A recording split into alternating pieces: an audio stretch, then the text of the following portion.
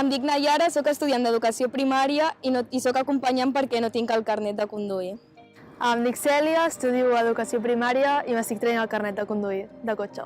Jo sóc el Marc, estic estudiant educació social i tinc el carnet de conduir des de fa 2 anys.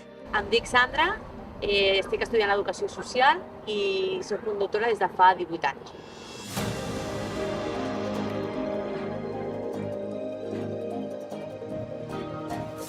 El blau, no?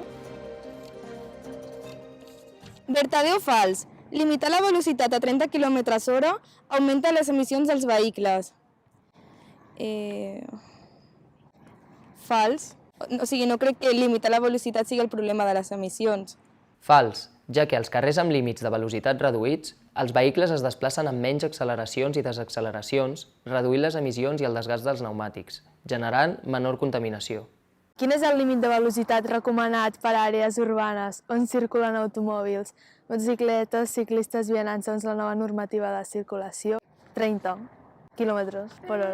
El límit de 30 km/h s'aplica en aquells carrers amb un únic carril per cada sentit de circulació. Quants atropellaments en zones urbanes de Catalunya va haver-hi el 2021?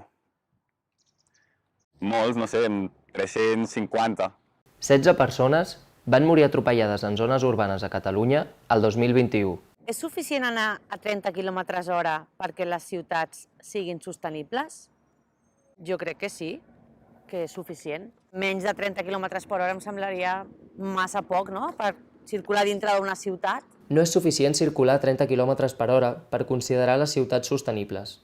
Hauríem de transitar cap a un model de mobilitat amb menys cotxes, introduir canvis a la normativa i la regulació per aconseguir un canvi d'actitud de les persones al volant i modificar el disseny viari a les ciutats.